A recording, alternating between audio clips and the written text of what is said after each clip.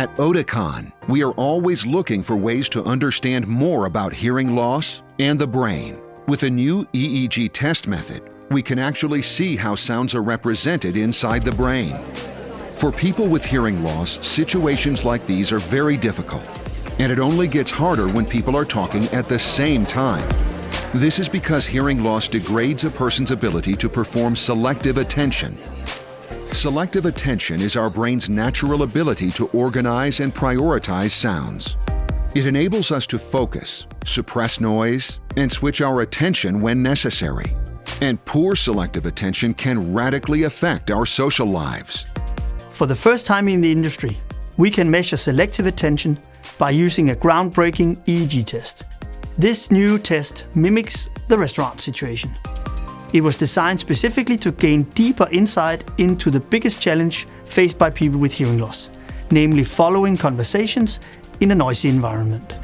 The loudspeakers in front represent two people talking at the same time, while four loudspeakers behind create babble noise.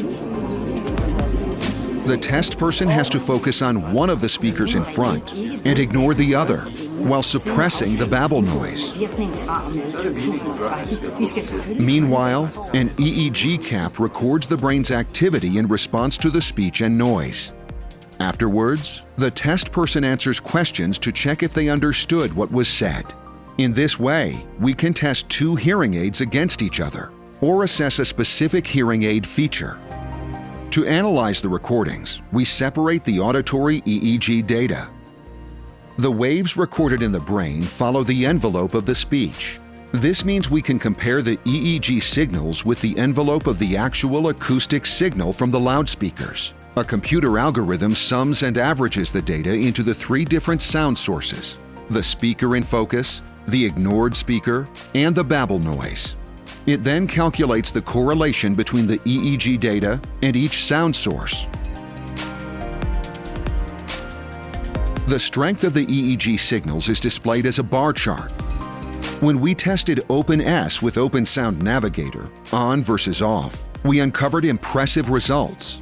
We found that both speaker signals are improved inside the brain. The speaker in focus is increased by 10%, and the secondary speaker is increased by 95%. Meanwhile, the babble noise is reduced by 50%. This means Oticon Opn S is the first hearing aid that's proven to help the brain organize sounds. By providing an open sound experience, Oticon Opn S supports the brain's natural way of focusing and suppressing sounds, and thereby enhances selective attention.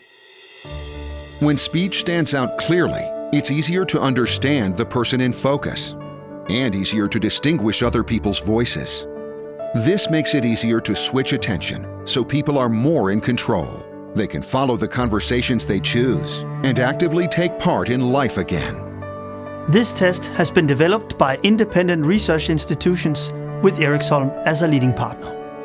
And it goes above and beyond what we have seen in the industry before.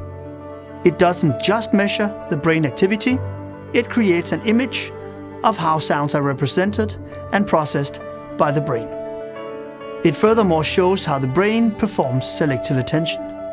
Where previous tests only had one person talking, this test really challenges the brain with a demanding conversation where two people talk at the same time. We are always working on new research to take brain hearing to even greater heights.